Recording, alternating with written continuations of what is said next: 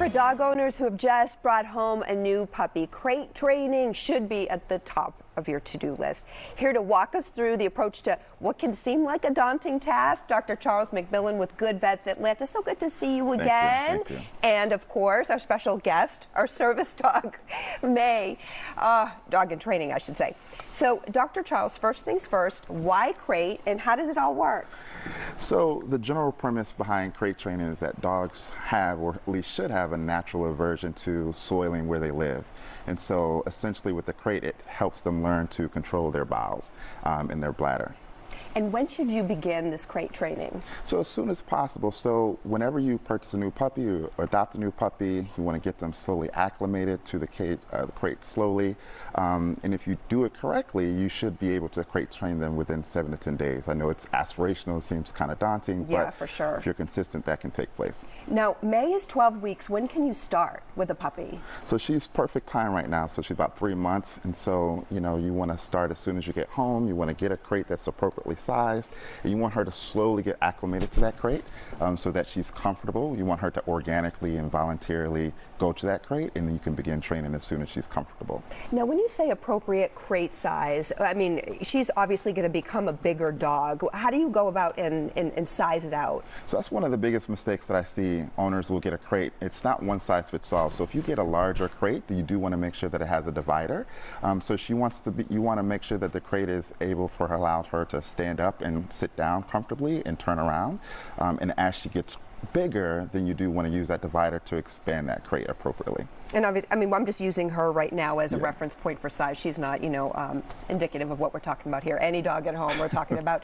So the first few days, how long do you leave that pup in a crate? And that whining, it can really tug at your heart, right? Absolutely. So you want to fight that urge. So dogs will have, you know, make a symphony of sounds, and so you want to be able to interpret those sounds. But one of the biggest mistakes that people make is that they don't take their dogs out frequently enough. Sure. And so you want to avoid prolonged confinement.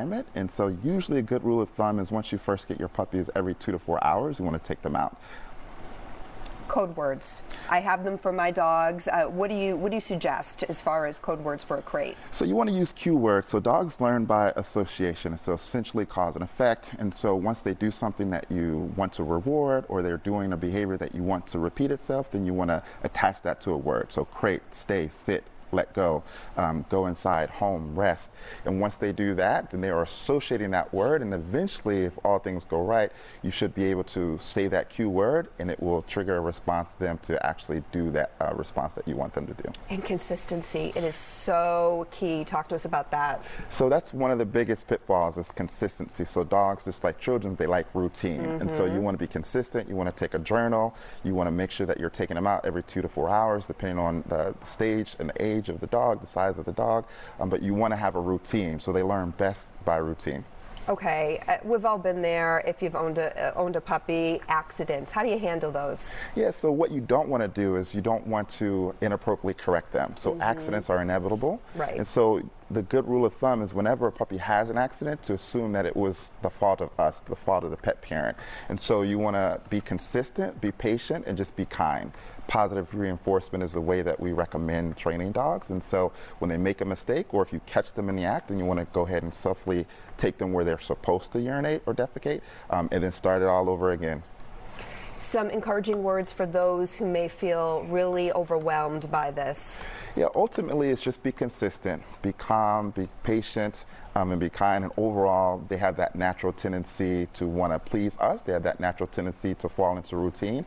And so while it may be daunting, and some dogs are harder to train than others, through consultation with your veterinarian, if you need a trainer, but ultimately, you know, nature is with you, and they will get to that point. And so if you have any kind of troubleshooting methods that you need, then you can consult your veterinarian, but it will be all right. Just be consistent, be kind, and be patient. And a little mat in there doesn't hurt either. It a little comfort.